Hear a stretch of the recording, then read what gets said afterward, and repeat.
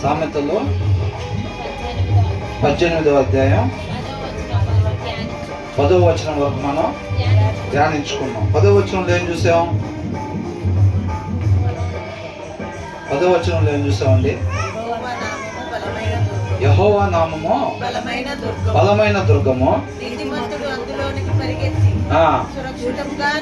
సురక్షితముగా ఉండును అని అంటున్నారు. సురక్షితమైన ప్రదేశం ఏదంట? యెహోవా నామము బలమైన దుర్గం. చాలా మంది ఏం చేస్తారంటే చాలా రకాల బలమైన దుర్గాలుగా పెట్టుకుంటారు. అవునా? ఏంటి? వాళ్ళ డబ్బులు కావచ్చు, లేకపోతే వాళ్ళ ఆరోగ్యం. మన మీదకి ఎవరైనా వస్తే మనతో కలబడే వాళ్ళు ఉన్నారా అని అనుకుంటారు. కొంతమందికి ఏంటి, బ్యాక్గ్రౌండ్ కుటుంబాలు, మాది పెద్ద కుటుంబం ఇక్కడ కాబట్టి వాళ్ళకి అదే బలమైన దుర్గం. కొంతమందికి డబ్బులు, కొంతమందికి పెద్ద ఉద్యోగాలు. మాదేముంది, చుట్టుపక్కల ఉండేవాళ్ళు, నేను పెద్ద ఆఫీసర్ అయితే ఏది ఉన్నా సరే నా ఉద్యోగం, నాకు వచ్చే జీతం, నాకు వచ్చే బోనస్లు ఇవన్నీ కూడా హ్యాండిల్ చేస్తే అవి దాటుకొని ఏది వచ్చి నన్ను టచ్ చేయలేదు. ఇవన్నీ బలమైన దుర్గాలుగా పెట్టుకుంటూ ఉంటారు. కాబట్టి నిజమైన బలమైన దుర్గం ఏదంట? యెహోవా నామము, నథింగ్ బట్ యెహోవా. అవునా? దేవుడే బలమైన దుర్గము తప్ప మిగతాది ఏదైనా దాటుకునే పరిస్థితి ముందుకి వచ్చిద్ది. మిగతా దాన్ని దేన్నైనా సరే పరిస్థితి దాటుకుని ముందుకి వచ్చింది, దేవుణ్ణి దాటుకునే పరిస్థితి ముందుకి ఎప్పుడు కూడా రాలేదు. కాబట్టి యెహోవా నామమే బలమైన దుర్గము అని అంటున్నాడు. అవునా? తర్వాత ఏంటంట? The righteous run to it అని అంటున్నాడు. ఎవరంట? దాని లోపలికి, సురక్షితమైన ప్రదేశంలోకి, ఆ బలమైన దుర్గంలోకి కేవలం నీతిమంతులకి మాత్రమే ప్రవేశం అంట. ఎవరికంట? నీతిమంతులకి మాత్రమే ప్రవేశం ఆ బలమైన దుర్గము. అర్థమవుతుందండి? మన ఆత్మీయ జీవితానికి ఎటువంటి హాని లేకుండా ఉండాలని అంటే ద సేఫ్ ప్లేస్ అదొక్కటి మాత్రమే అన్నమాట. ఇంకొక ప్రదేశం లేదు. ఆ ప్రదేశం ఎంతమంది కావాలనుకుంటున్నారు? మరి ఆ ప్రదేశంలోకి మనకు అనుమతి కావాలి అని అంటే దానికి ఒక అర్హత ఉండాలంట. ఏంటంటే అది నీతిమంతులై ఉండాలంట. అది ఖచ్చితంగా. లేకపోతే మనం ఎంత ఆశపడినా సరే అది సోమరి ఆశలాగానే ఉండేది తప్ప ఆ దుర్గం లోపలికి మనం ప్రవేశించలేకపోతే మనకి రక్షణ లేదు. రక్షణ యెహోవా యొద్ద నుంచి మాత్రమే లభించిద్ది. ఎక్కడెక్కడి నుంచి అంట? యెహోవా యొద్ద నుంచి మాత్రమే లభించిద్ది అని అంటున్నాడు. అర్థమవుతుందండి? ఆ బలమైన దుర్గంలోకి మనం ప్రవేశించాలి అంటే ఖచ్చితంగా మనం నీతిమంతులమై ఉండాలి. నీతిమంతులు అంటే ఎవరు? వాక్యాన్ని అనుసరించే వాళ్ళు. అదే మనకి బలం. మన హృదయంలో ఎప్పుడైతే వాక్యం ఉండిద్దో దాన్ని మనం అనుసరిస్తూ ఉంటామో అపవాది మనల్ని టచ్ కూడా చేయలేడు. అపవాది కావచ్చు, మన శరీరం అయినా సరే, మన ఆత్మ బలంగా ఉంటే, మన హృదయంలో సమృద్ధిగా దేవుని వాక్యం ఉన్నప్పుడు మన శరీరం కూడా మనల్ని ఏమీ చేయలేదు. మన హృదయంలో వాక్యం కానీ సరఫరా లేకపోతే గనక మన ఆత్మ శరీరంతో పోరాడలేదు. అవునా? శరీరం ఏం చేసిద్ది అప్పుడు? మన తప్పుదారిలో తీసుకొని వెళ్ళిపోయింది అన్నమాట. దీనికి బలం సరిపోతే. అర్థమవుతుందా? కాబట్టి ఎవరి హృదయంలో సమృద్ధిగా దేవుని వాక్యం ఉండిద్దో, ఎవరైతే ఆ వాక్యాన్ని అనుసరిస్తూ ఉంటారో వాళ్ళకి కవచంగా దేవుడు ఉంటాడు. అర్థమవుతుందండి? అందుకనే అంటున్నాడు, నీతిమంతుని ముట్టుకుంటే నా కనుగుడ్డును ముట్టుకున్నట్టే అని అన్నాడు. కానీ నా చేతులతో తయారు చేసుకున్న ఎవరిని ముట్టుకున్నా సరే అని అనలా దేవుడు. అర్థమవుతుందా? అందరం కూడా దేవుడి చేత తయారు చేయబడిన వాళ్ళమే. అవునా కదా? నేను నిర్మించుకున్న ప్రతి ఒక్కరిని, ఇక్కడ ఉన్నానండి, నేను నిర్మించుకున్న ప్రతి ఒక్కరిని ముట్టుకుంటే నా కనుగుడ్డును ముట్టినట్టే అన్నాడా? మరేమన్నారు? ఎందరైతే నా దగ్గర నుంచి బలవంతంగా అధికారాన్ని లాక్కున్నారు, చూసారా?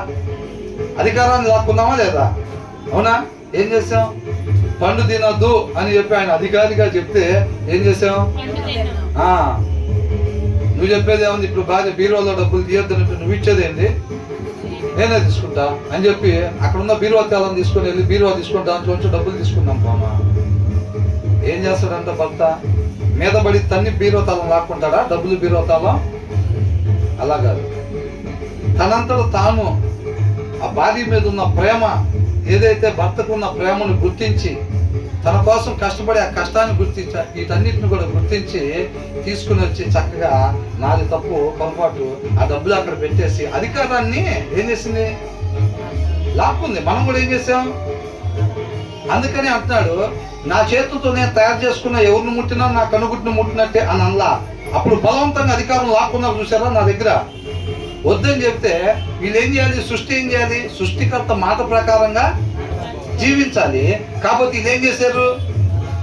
వీళ్ళ అధికారాన్ని లాక్కున్నారు. కాబట్టి మీ అంతటికి మీరు ఆ అధికారాన్ని, ప్రభువా నా జీవితం మీద అధికారం నీకు అప్పగిస్తున్నాను అని బాప్తీసం తీసుకొని ఎవరైతే కొత్తగా జన్మించి మన జీవితం మీద అధికారం మరలా మనంతటికి మనం, అందుకనే తలుపులు పలగొట్టుకున్నాడు.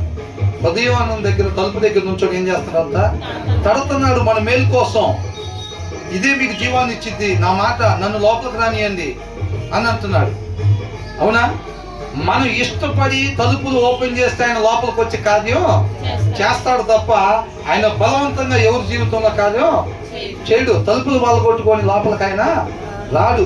ఏ అధికారం అయితే ఆయన నుంచి మనం బలవంతంగా లాక్కున్నామో మనంతటికి మనమే మన జీవితం మీద అధికారం ప్రభువా నీకు ఇస్తున్నాను ఆయన అని అన్నప్పుడు, అవునా కదా, వాళ్ళ జీవితాల్లో కార్యం చేస్తారన్నమాట. అర్థమవుతుందండి? అంతే తప్ప బలవంతంగా ఆపరేషను ఉండదు. ఇప్పుడు అనుకున్నాం కదా, ఇప్పుడు భర్త కూడా అసలు నా అధికారాన్ని కాదని చెప్పినట్లు చేస్తావా అని మీద పడి తన్ని బీరువాతాలను లాక్కొని అట్లా చేసేవాడు కాదనమాట. అర్థమవుతుందండి? కాబట్టి అందుకోసం క్రొత్తగా జన్మించాలి మనం. దేనికోసం అంట? అందుకోసం క్రొత్తగా జన్మించాలి. క్రొత్తగా జన్మించి ఏంటంటే బాప్తీస తీర్మానం ఏంటి? నా కొరకు నేను కాకుండా నీ కొరకు మాత్రమే నేను జీవిస్తాను అని చెప్పి తీర్మానం తీసుకొని మన జీవితం మీద అధికారం ఆయనకు అప్పగించినట్లయితే కనుక, ఎందరైతే అట్లా అధికారం అప్పగించి ఆయన మాట ప్రకారంగా జీవిస్తారో వాళ్ళను ముట్టుకుంటే నా కనుగుట్టుని ముట్టినట్టే. కాబట్టి ఆ బలమైన దుర్గంలోకి ప్రవేశం వాళ్ళకి మాత్రమే ఉండిద్ది. ఏంటంట? వాళ్ళకి మాత్రమే ఉండిద్ది. అర్థమవుతుందండి? మాకు కావాలండి రక్షణ, మాకు కావాలండి రక్షణ అని అంటే కాదు. మనకి ఆ రక్షణ కావాలి అని అంటే మనం ఎలా ఉండాలంట? నీతిమంతుల్లాగా ఉండాలి. నీతిమంతుల్లాగా లేకుండా బలమైన దుర్గంలోకి మాకు ప్రవేశం కావాలి, ఆయన ఒక్కడే మమ్మల్ని రక్షించగలుగుతాడు కాబట్టి ఆయన మాకు కవచంలాగా ఉండాలంటే కుదరదు. మాకు నచ్చినట్టు మేము ఉంటాము, ఆయన మాకు రక్షణగా ఉండాలంటే ఉంటాడా? అలా ఉండడు అనమాట. అలా ఎవరు కోరుకుంటారు అని అంటే ఏంటంట? మాకు నచ్చినట్టుగా మేము ఉంటాము, అయినా సరే ఆయన మాకు రక్షణగా ఉండాలి అని ఎవరు కోరుకుంటారంటే ఆయనగా తెలుసుకోని వాళ్ళు కోరుకుంటారు అన్నమాట. ఆయన అలాగ ఉండడు అనే విషయం గ్రహించుకోవాలి. అవునా? నేను ఎలా పడితే అలాగుండి ఆయన నాకు రక్షణగా ఉండమంటే ఉండేవాడు కాదు దేవుడు అనేది తెలుసుకోవాలి. ఆయన ఎలాంటి వాడు, ఎలా ఉంటే తోడుగా ఉంటాడో ఇవన్నీ కూడా తెలుసుకోవాలన్నమాట. మా ఇంట్లో వర్క్ చేసే ఒక ఆమె అంతకుముందు చాలా సంవత్సరాల క్రితం చేసింది, మరలా వచ్చింది పని చేయటానికి.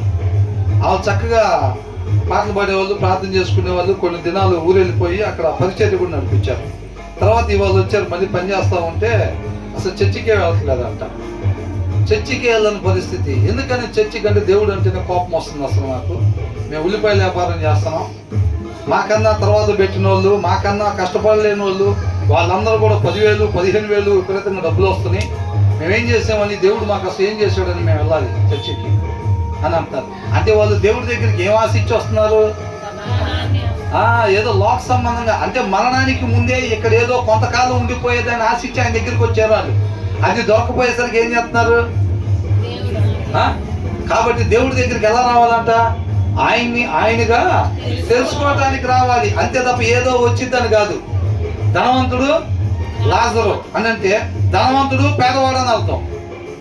పేదవాడు అవసరమైతే ప్రాణం విడిచిపెట్టాడు తప్ప దేవుడిని విడిచిపెట్టలేదు. అంతే. ఈ లోక సంబంధంగా ఉండేదాన్ని దేనికోసం ఆశించి ఆయన దగ్గరికి రాకూడదు. అలా ఎవరన్నా వచ్చినట్టయితే ఇవాళ వచ్చింది కాబట్టి ఆయన దగ్గరికి వచ్చారు, రేపు రాలేదనుకోండి ఆయన వదిలిపెట్టి పోతారు.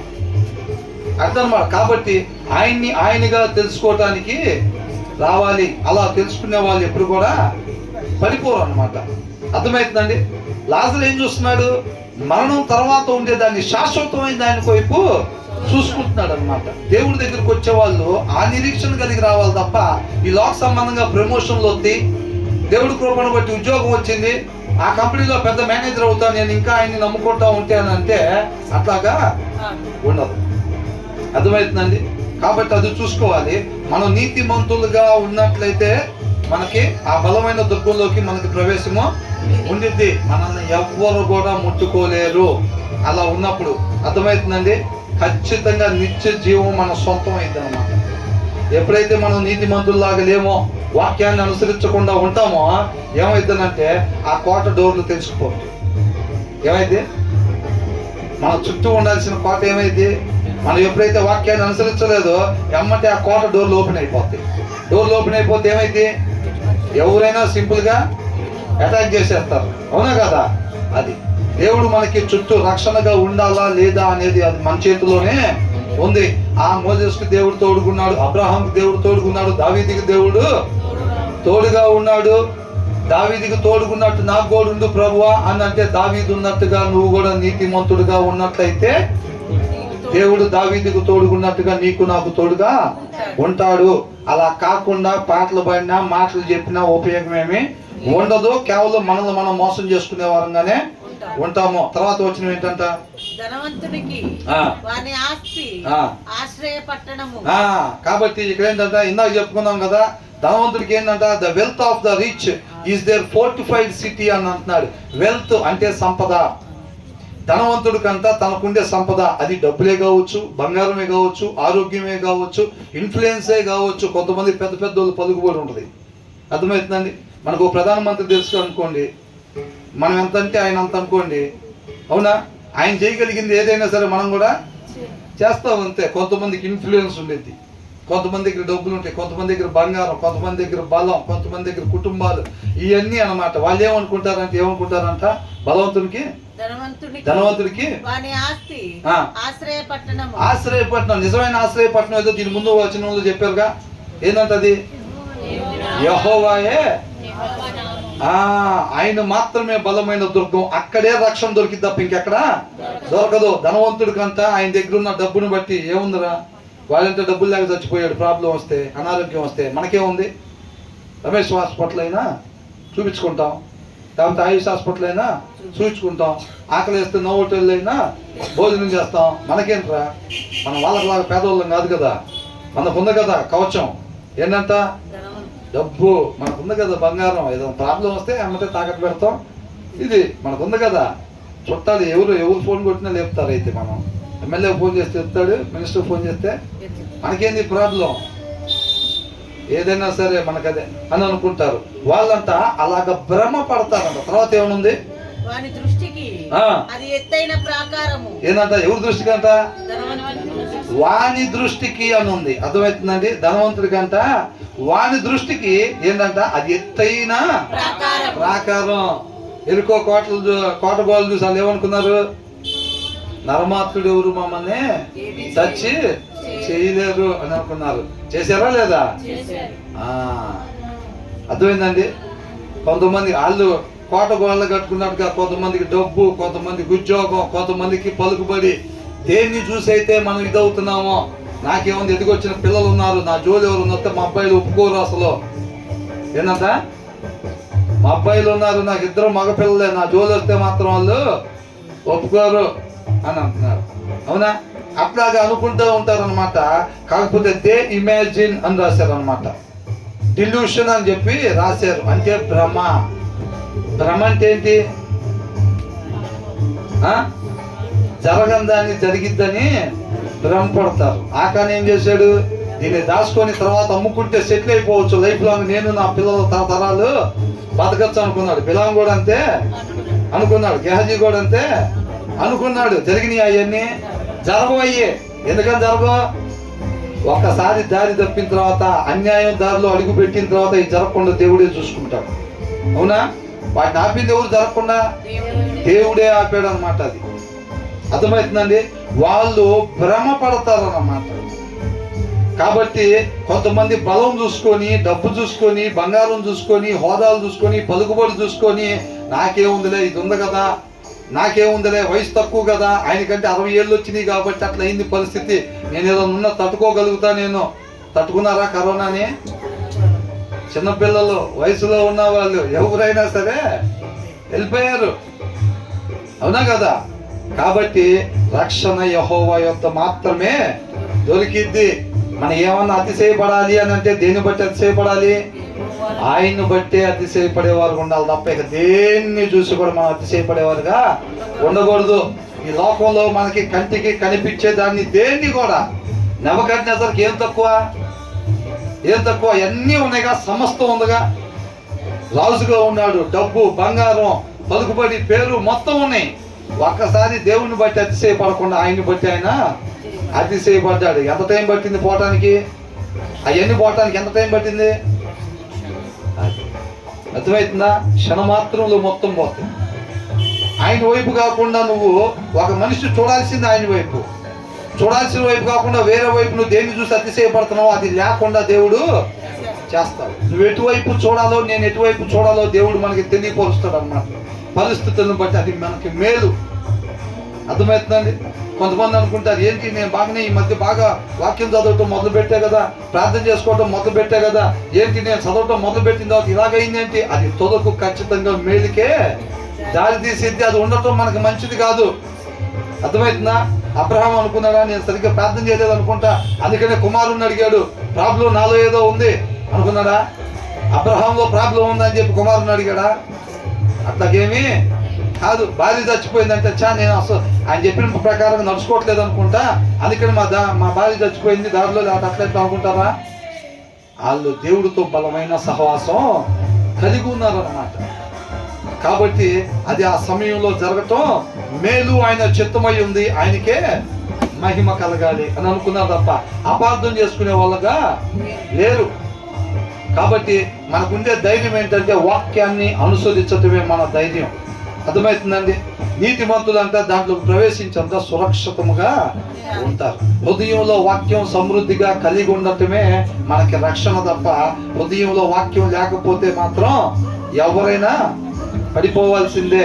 అదే అంటున్నాడు. కాబట్టి అంటే ధనవంతుడి కంట ఆయనకున్న ధనం సంపదను బట్టి అది ఒక పెద్ద ప్రాకారం అని తను భ్రమ పడతాడంట. రక్షించింది అది భ్రమ అంటే జరగనిది అని అర్థం, అవునా? కాబట్టి మనం ఎల్లప్పుడూ కూడా ఆయన్ని బట్టి అతిశయించేవారుగా ఉండాలి, ఆయన వైపు మాత్రమే చూసేవారుగా ఉండాలి, ఆయనకి మొరపెట్టుకునేవారుగా ఉండాలి తప్ప అన్ని ప్రయత్నాలు చేసేసి మొత్తం చివరాఖరిలో ఇక కష్టమండి, మీ అబ్బాయికి ఇంకా కష్టం అని డాక్టర్లు కూడా చేతులు ఎత్తేసిన తర్వాత అదే డబ్బు ఖర్చు పెట్టాము, పని అవ్వలేదు, వాళ్ళకి ఫోన్ చేసాము, చుట్టాలకు ఫోన్ చేశారు, అందరూ వచ్చారు, వాటి బయట నుంచున్నారు, ఇక నా దగ్గర ఉపయోగించాల్సిన అన్నీ ఉపయోగించాను, అబ్బాయి కష్టం అంటారు. అంటే అదే ఇంకొకటి ఉంది కదా, ఏంటంటది? దేవుడు ఉన్నాడు కదా, ఇక ఉపయోగించడానికి ఏం లేవు, ఇంకా లేవు, లాస్ట్ ఆప్షన్. అర్థమవుతుందా? దావీదుని సెలెక్ట్ చేసుకుంటూ పంపించినప్పుడు అంట ఎస్ఐ కుమారుల్లో మొత్తం అయిపోయారా, ఇంకొక ఆయన ఎవరు ఉన్నారా అని అంటే ఉన్నాళ్ళండి ఒకరు గొర్రెలుగా అయితే అనుకుని పంపించాము, వాడు చిన్నోళ్ళు అండి, వాడి కాడంత పెద్ద హైట్ గీటే ఉన్నాడు, లేకపోతే అంత టాలెంట్ కూడా వీళ్ళకి లేదు అని అంటే, టాలెంట్ గీలెంట్ కాదు, ఉన్నాన్ని పిలిపించండి అని అన్నాడు. అవునా కదా?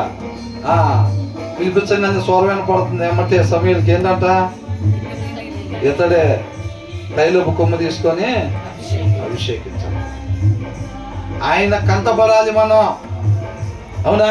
దానికోసం తహతహలాడాలి, దానికోసం తహతహలాడాలి. ఉల్లిపాయల వ్యాపారంలో డబ్బులు సరిగ్గా రావట్లేదని దేవుడి మీద అలిగి వదిలిపెట్టి అపార్థం చేసుకోవటం. ఎవరి దగ్గరికి వచ్చి దేని కోరుకుంటున్నాం? మధ్య ఆయన దగ్గరికి వచ్చి, అవునా? మహారాజు ఏం కావాలో కోరుకుంటూ కేజీ బియ్యం ఇవ్వమంటే ఎట్లా చూడతారు? ఇంకా అవునా కదా? ఆయన ఏం అడగచ్చు, అవునా కదా? అది కాబట్టి మన ఏది కూడా బలమైన దుర్గం, నిజమైన బలమైన దుర్గం ఎవరంటే వాక్యమై ఉన్న దేవుడు మాత్రమే. కాబట్టి ఎప్పుడైతే మనం అక్కడ దాగి ఉంటామో అది మాత్రమే మన సురక్షితంగా ఉంచిద్ది. దాన్ని మనం తెలుసుకోవాలన్నమాట. తర్వాత ఏంటంట, మన ఆత్మీయ జీవితాలంట పడిపోవటానికి కారణం ఏంటంట? అతిశయము. Before downfall, the heart is haughty అని ఉంది. అంటే హృదయం అనంత ఉండకూడని రీతిగా ఉండటం వల్ల మనకి ఆత్మీయంగా మనం పడిపోయే వారంగా ఉంటాము. పడిపోవటానికి కారణం ఏంటంట? కొంతమంది ఏం చేస్తారంట, లోపలికి పోయి అపవాది ఎట్ట చేశాడు అట్ట చేశాడు, ఎట్ట పడిపోయా అన్నాను. అపవాది బయట కూర్చొని ఏడుస్తుంటే, ఎవరు బాబు ఇక్కడ కూర్చొని ఏడుతున్నావు అని అంటే, నా పేరు అపవాది, ఆ లోపల ఇష్టం వచ్చినవన్నీ చేసి నా మీద చెబుతున్నారు అన్నారు. ఏంటంట, ఎవడు ఇష్టం వచ్చినట్టు వాళ్ళు చేశానంటే అనే అపవాది మీద తోసేయటమే అంతే. వీళ్ళు ఆత్మీయంగా ఎందుకు పడిపోయారంట? వీళ్ళ హృదయం ఉండాల్సిన రీతిగా లేదు కాబట్టి వీళ్ళు పడిపోయారు. అవునండి, హృదయం ఎలా ఉండాలి? వాక్యం కలిగి ఉండాలి. అంతే. ఒక మనిషి హృదయం ఎలా ఉండాలి? వాక్యము కలిగే ఉండాలి. వాక్యము లేకపోతే అది ఆ హృదయం ఉండాల్సిన రీతిగా లేదు. అంతే. వాళ్ళు ఎవరైనా కానీ, ఆ మనిషి ఎవరైనా కానీ, ఆ హృదయంలో వాక్యం లేకపోతే మాత్రం అది ఉండాల్సిన రీతిగా లేదు. మనకి ఎలా తెలుస్తుంది? బిఫోర్ ఏ డౌన్ఫాల్, అంటే నువ్వు పడిపోయేదానికి ముందు ద హార్ట్ ఈజ్ హార్టీ అని అంటున్నాడు. అహంకారము, గర్వము ఎక్కడ? వాక్యం కలిగిన హృదయంలో నుంచి వస్తాయా? వాక్యం లేని హృదయంలో నుంచి వచ్చే లక్షణం అన్నమాట అది. నువ్వు పడిపోవటానికి కారణం అది. నీ హృదయం ఉండకూడని రీతిగా ఉన్నది కాబట్టి నువ్వు పడిపోయావు. అపవాది లాగేయలేదు, దేవుడికి నువ్వు అంటే ఇష్టపడక ఆయన తోసేయలేదు నిన్నే. అర్థమైందండి? ఇంటి పక్కన వాళ్ళు దోసేలా, అపవాది దోసేలా, దేవుడు దోసేసేయలేదు. ఎవరు దోసేసుకున్నారు? ఆయనకి ఆయనే కూర్చున్నా కొమ్మని చక్కగా శ్రద్ధ కలిగి నరుక్కున్నాడు. అర్థమవుతుందండి? కాబట్టి మన జాగ్రత్తగా, before A downfall the heart is hearty but humility comes before honour అంటున్నాడు. ఒకరికి ఘనత రావాలి అంటే దానికి ముందే ఉండాలంట వినయము. వినయం దేంట్లో నుంచి వచ్చింది? హృదయం ఉండాల్సిన రీతిగా ఉన్న హృదయంలో నుంచి వచ్చే లక్షణం వినయం అన్నమాట. ఇందాక గర్వము, అహంకారము అది ఎక్కడి నుంచి వచ్చింది? ఉండకూడని రీతిగా ఉండే హృదయంలో నుంచి వచ్చే లక్షణం అది గర్వము, అహంకారం. అహంకారం, గర్వం అంటే ఏంటి? మిగతా వాళ్ళలో లేనిది నా దగ్గర పలానాది ఉంది, అది అహంకారం. గర్వం అంటే అది. ఇక్కడ ఎవరు పాడతారు అట్లా పాటలు? ఎవరు పాడతారు అట్లా పాటలు? ఇట్లా ప్రార్థన ఎవరు చేస్తారు? ఇక్కడ మనమే కదా. మిగతా వాళ్ళకి లేదు, నాకు ఉంది అనే దాన్ని బట్టి వచ్చింది అన్నమాట గర్వం. మిగతా వాళ్ళందరూ దాన్ని బట్టి ఏమైందంటే, మిగతా వాళ్ళందరూ కూడా విలువ లేని వాళ్ళలాగా, విలువ తక్కువ వాళ్ళలాగా కనపడుతూ ఉంటారు అన్నమాట ఇలా కంటికి. అర్థమవుతుందండి? ఈయనకు పాట పాడటం వస్తే, ప్రార్థన చేయటం వస్తే, వాక్యం చెప్పటం వస్తే ఏమనుకుంటారు మిగతా? నీకు అది రాదురా, నీకు అది ఏం కదా రాదు, మనకు వచ్చు. ఏంటంట? మనకి వచ్చు. అట్లాగనమాట. దాన్ని బట్టి గర్వం, అహంకారం అన్నమాట. ఉండకూడని రీతిగా హృదయం ఉన్నప్పుడు దాని నెక్స్ట్ స్టెప్ జరగబోయేది ఏంటి అని అంటే, నువ్వు నేను ఆత్మీయంగా పడిపోతాము. ఎందుకు పడిపోయామంటే హృదయం ఉండాల్సిన రీతిగా లేదు. అర్థమైందా? హృదయం ఎలా ఉండాలంట? వాక్యము కలిగి ఉండాలి. అంటే ఆ వినయము, ఆ వినయం అనే గుణలక్షణం దాంట్లో నుంచి వచ్చేటట్టుగా హృదయం ఉండాలి తప్ప గర్వం, అహంకారం వచ్చేటట్టుగా హృదయం ఉండకూడదు. ఆ హృదయం ఉండకూడని రీతిగా ఉండటం వల్ల ఇల్లు పడిపోయేటట్టుగా కనబడుతుంది. అవునా? ఆ తర్వాత అంట వీళ్ళు ఎప్పుడంట గౌరవించబడింది ఎప్పుడు? వీళ్ళకి ఘనత ఎప్పుడంటే వచ్చేది? తను తాను ఎవరైతే తగ్గించుకుంటారో. అర్థమవుతుందండి? పనివాడు ఉన్నా సరే, దాసుడు ఉన్నా సరే, దాసుడు లేకపోతే మనం ఎలా పని చేసుకుంటామో అలాగా పని చేసుకునేవారుగా, తగ్గింపు స్వభావం కలిగి ఉండేవారుగా, క్రీస్తుని పోలి. ఆయనకన్నా గొప్ప వాళ్ళు ఉన్నారా? అనిల్ అంబానీ ఆయనకన్నా గొప్పవాడేనా దేవుడి కన్నా? ఎలాన్ మస్క్, అసలు ఎవరైనా అదాని కావచ్చు, అంబానీ కావచ్చు, ఆయనకన్నా గొప్ప? ఆయన ఎంతకు తగ్గించుకున్నాడు మరి?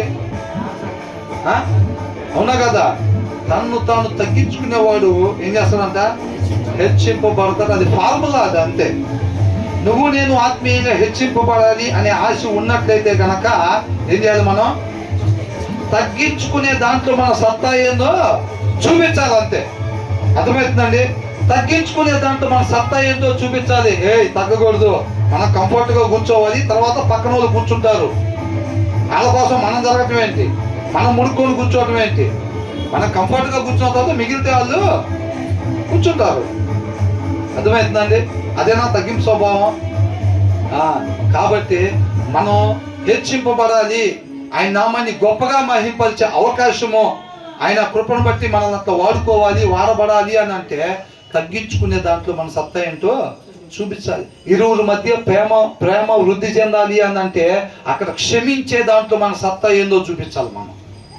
అర్థమవుతుందండి? పోయినసారి అంత ముందు వచ్చిన వాళ్ళు చూసాం కదా, ఏంటంట ప్రేమ ఎప్పుడు ఇద్దరి మధ్యలో వృద్ధి చెందిద్దంట నువ్వు క్షమించినప్పుడు. అర్థమవుతుందండి?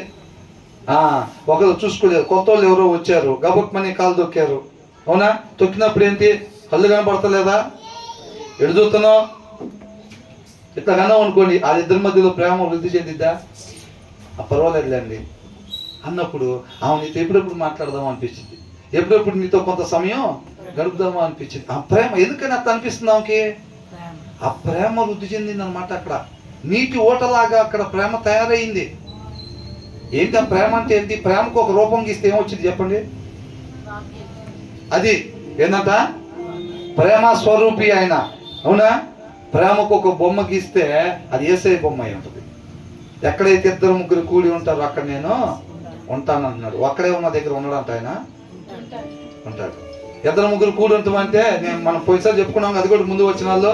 నేను ఒక విషయం అనుకుంటున్నాను, దేవుడు అది ఆలకించి దాన్ని జరిగించాలంటే ఇద్దరు ముగ్గురు కూడుకొని ప్రార్థన చేయమన్నారు. కాబట్టి అక్కడ నువ్వు చర్చి దగ్గరికి వచ్చి నేను ఎక్కడున్నా ఒకదాన్నే ప్రార్థన చేస్తే దేవుడు ఆలకించడేమో, అట్లా కాదండి. ఇద్దరు ముగ్గురు కూడుకున్న దగ్గర నేను ఉంటానంటే కాదు, ఆయన ప్రేమ అయి ఉంటాడు అనమాట. అర్థమవుతుందండి? ఒక్క దేవుడిని రహస్యంగా ప్రార్థన చేసిన దేవుడు చక్కగా వింటాడు, సరి చేసుకోవటానికి ఇష్టపడి ప్రార్థన చేస్తే. అలా కాకుండా లాకర్లో కొన్ని అట్టు పెట్టుకొని ప్రార్థన చేస్తున్నాం అనుకోండి, ఆయన ఆ ప్రార్థనలో రెండో మొహం పక్కకి తిప్పేసుకుంటాడు. అది గంట చేసినా, వారం చేసినా, 7 వారాలు చేసినా. అర్థమవుతుందండి? అది చర్చిలో చేసినా, ఇంట్లో చేసినా, ఎక్కడన్నా చేయనియండి కాక. అవునా? కాబట్టి మనం తగ్గించుకునే దాంట్లో మన సత్తా ఏంటో చూపించినప్పుడే మనం అంతగా హెచ్చింపబడేవారుగా ఉంటాము. మనం ఎక్కడుంటే ఆయన ప్రేమ స్వరూపి, యేసయ్య ఎక్కడుంటే అక్కడ ప్రేమే ఉన్నాడు. కాబట్టి మనం కూడా ఆయన లాగా ఉండాలి అని అంటే మనం ఎక్కడుంటే అక్కడ క్షమించేవారుగా ఉండాలి. అది అండర్లైన్ చేసుకోవాలి. ఆ తర్వాత ఆటోమేటిక్గా వస్తాయి మన వెనకాల. అర్థమవుతుందండి? ఆటోమేటిక్గా హెచ్చింపబడాలి, హెచ్చింపబడాలి, హెచ్చింపబడాలి. అది కాదు మనం పట్టుకొని తిరుగుతూ ఉండాల్సింది.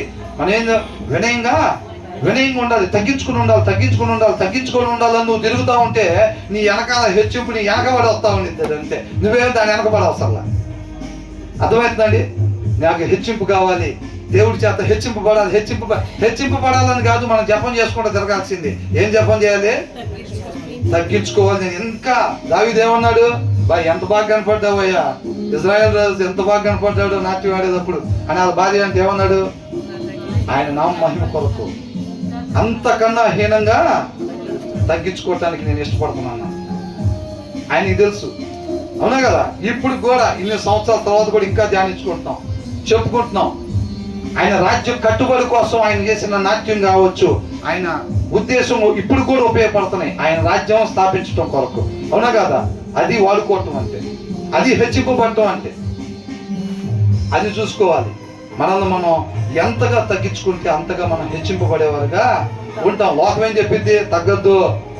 ఏందంట టైటిల్?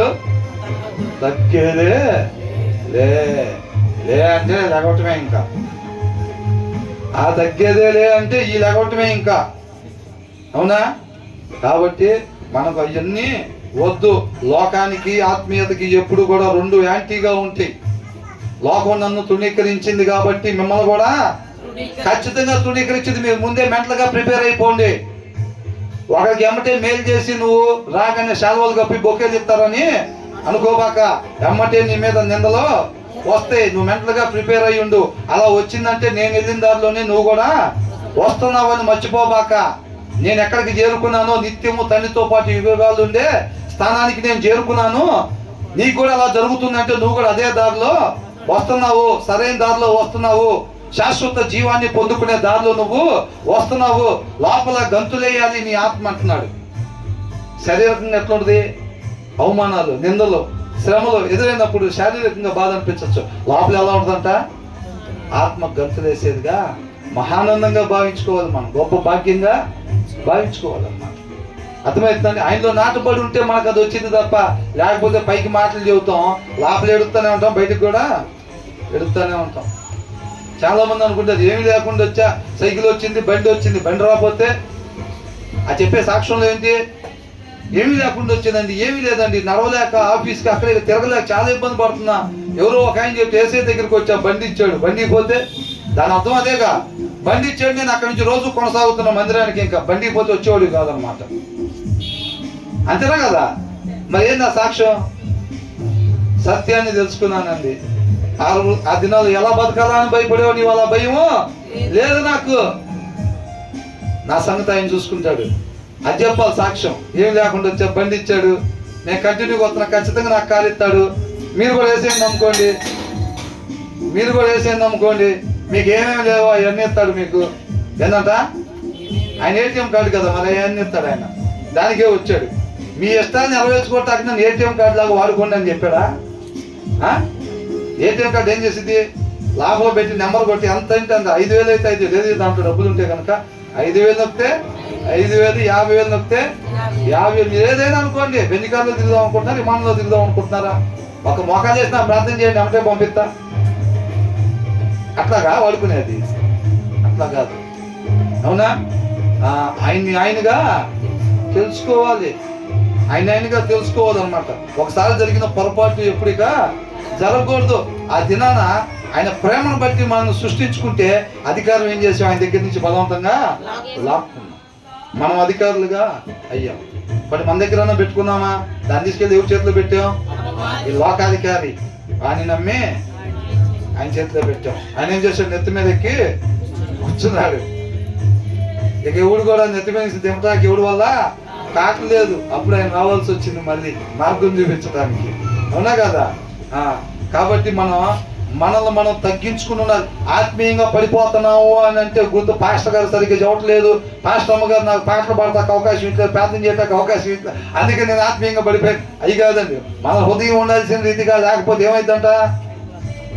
నెక్స్ట్ స్టెప్ నువ్వు నేను పడిపోయే వారంగా ఉంటాము. మన దగ్గరే ఉంటుంది మొత్తం.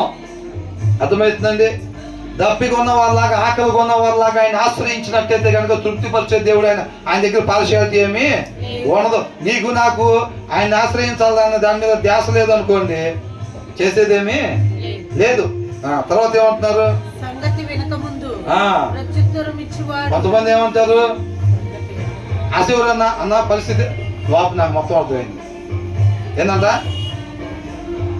వాపు నువ్వేం చెబుతున్నావు నాకు మొత్తం అర్థమైంది, నువ్వు పోయి ఇట్లా చేయని అంటారు. అంటే ఏంటని అర్థం? వాళ్ళు ఎవరంట? సంగతి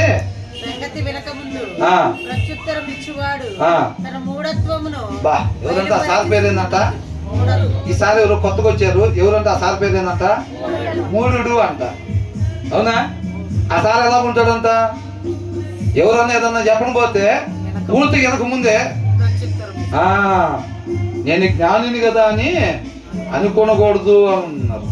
జ్ఞాని ఏం చేస్తాడంటే దాంట్లో ఉన్న జ్ఞానానికి సంబంధించిన మాటలు చెప్పినప్పుడు ఆ జ్ఞానానికి ఇంకా యాడ్ చేసుకుంటారులే. కానీ మత్తయి సువార్త అంటే వదిలే, ఇక మొత్తం తెలుసు గాస్పుల్స్ 6 సార్లు చదివా.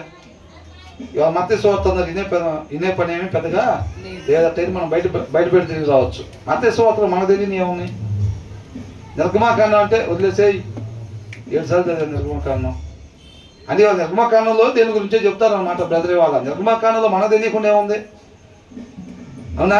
చాలా మంది అట్లా అనుకుంటాడు. ఆ దినాన్న దావీదు గొలియాత్ చిన్నప్పటి నుంచి మన తెలియదే ఉంది దాంట్లో. అవునా కదా? అట్లాగా చాలా మంది అనుకుంటా ఉంటారు. అది జ్ఞాని లక్షణం కాదనమాట, వివేకి లక్షణం కాదు, అవివేకి అలాగ అనుకుంటాడంట. ఏమని? To answer before listening, that is Foley and shame అన్న. అవమానం వచ్చిందంట ఆయనకి. అర్థమవుతుందండి? ఎవరు? అవతలోళ్ళు చెప్పింది సహనంతో విని దానికి ఏది చెప్పాలో జవాబు ఆ హృదయంలో వాక్యం కలిగి ఉండి, దేవుడు వాక్యం అయి ఉన్న దేవుడు మన చేత పలికించాల్సిన జవాబుని తీసి మన నోట్లో నుంచి పలికించిన నాకు ఎవరైతే ఎదురు చూడకుండా ఉండి అవతల ప్రశ్న వేసేటప్పుడే మన జవాబుని చెప్పేస్తారు చూసారా, వాళ్ళు మూర్ఖులు అని చెప్పి రాయబడింది అనమాట. ఆ మూర్ఖులకి ఏమొచ్చిందంటే అట్లా జవాబు చెప్పే వాళ్ళకి అవమానము, షేమ్ అని అంటున్నాడు. అవమానం వచ్చింది అనమాట. అర్థమవుతుందండి? కాబట్టి మన జ్ఞానం కదా, మనకు మొత్తం తెలుసు కదా, మనం బాప్తీసం తీసుకొని 25 ఏళ్ళు అయింది కదా, మనం పాస్టర్ గారు కదా, పాస్టర్ గారు వాళ్ళ పిల్లలం కదా, మనకు తెలియంది బైబిల్లో ఏముండిద్ది అని ఎప్పుడు కూడా అట్లాగా అనుకోకూడదు. అర్థమవుతుందండి? కాబట్టి ఎదుటి వారు ఏదైనా చెప్పినప్పుడు దాన్ని జాగ్రత్తగా వినాలి. వివేకం కలిగిన వాళ్ళు ఏంటంటే వినటానికి వేగిరంగా ఉంటారన్నమాట.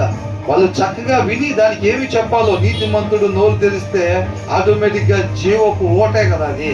ఏంటంట? నీతిమంతుడి నోరు జీవపు ఓట, అది జీవాన్ని బలికిద్ది. నీతిమంతుడి దగ్గరికి వెళ్ళి మన మొర ఎప్పుడైతే చెబుతామో ఆలోచించకుండా తొందరపడి సమాధానం చెప్పేవాడిగా ఉండడు. నీతిమంతుడు ఆ లక్షణం ఉండదు. చక్కగా విని దానికి ఏమి జవాబు ఇస్తే వాళ్ళు ఆత్మీయంగా బలపడతారు. అనేక మందికి వాళ్ళు సత్యాన్ని ప్రకాశింపజేసేవారుగా ఉంటారు. ఆ జవాబునే తన నోట్లో నుంచి ఇచ్చేవాళ్ళుగా ఉంటారన్నమాట. అలా ఉండాలి. అంతేలే కానీ మన తొందరపాటుతనంతో ఎప్పుడు ఉండకూడదు. ఇన్స్టెంట్ డెసిషన్స్ తీసుకునే వాళ్ళు, తొందరపాటు నిర్ణయాలు తీసుకునే వాళ్ళు, చెప్పకముందే యువత నుంచి జవాబు నోరు తెరిచి మాట్లాడేవాళ్ళు, వాళ్ళందరూ కూడా మూర్ఖులని రాయబడుతూ ఉంది, అవమానించబడుతూ ఉంటారు. కొంతమంది మనం చూసినట్టయితే అంతా ఉంటారు, ఎవడురా వాడంతేరా, అరే వాడు కాదురా బాబు, మీ అన్నయ్య గురించి మేము మాట్లాడుకున్నాం. మధ్యలో ఎంటర్ అవుతారు సీన్లోకి. వాడు అప్పుడే అటు పోయి ఇటు వస్తాడు, వీళ్ళు ఏదో మాట్లాడుకుంటూ ఉంటారు. ఈయన అనుకుంటారు వేరే ఆయన గురించి అనుకుంటా అని, ఇదేం చేస్తారంటే అప్పుడే నోరు తెరిచి తీర్పు చెప్తారు. వాడు కాదురా బాబు, నీకేం తెలియదు, నువ్వు మెల్లకుండా కూర్చొని ఇప్పుడు వచ్చావు, మేము ఆయన గురించి మాట్లాడుకుని ఎప్పుడూ అయిపోయింది, తర్వాత ఇప్పుడు వేరే ఆయన గురించి మాట్లాడుకున్నావు, నువ్వు లేవు ఇప్పుడు వచ్చావు, మొత్తం ఆనకెచ్చుకుండా మాట్లాడతావు ఎందుకు అని అంటారు. నువ్వు మెల్లకుండా కూర్చో, నీకేం తెలియదు అన్నప్పుడు ఏమైంది? అవమానం కలిగిందన్నమాట. అవునా కదా? తెలియకపోతే తెలుసుకొని చెప్పాలి. ఇప్పుడు ఎవరో ఏదో అడిగారు, మనకు తెలియదు అది ఎక్కడి నుంచి ఉంది ఏంటనేది. నేను ఒకసారి చూసుకొని దాని ప్రకారం చెప్తానమ్మా అనాలి తప్ప, వాళ్ళు అడిగారు మనకు చెప్పబోతే ఏం తెలియదు అనుకుంటారని ఏదో ఒకటి చెప్తే ఏదో ఒకటి చెప్పొచ్చా? చెప్పకూడదు. మన సహనంతో చూసి దాని గురించి తెలుసుకొని వివరంగా, అది 1 రోజు పట్టొచ్చు, 2 రోజులు పట్టొచ్చు, దాని ప్రకారంగా చెప్పేవారంగా ఉండాలి తప్ప ఏదో ఒకటి చెప్పేవారంగా ఉండకూడదు అనమాట. అట్లా చెప్పినట్టయితే మనం మూర్ఖులుగా ఉండేవారంగా ఉంటాం, మన మీద అవమానం వచ్చింది అని అంటున్నారు. తర్వాత ఏంటంట? ఏం చేసిద్దంట? నరుని ఆత్మ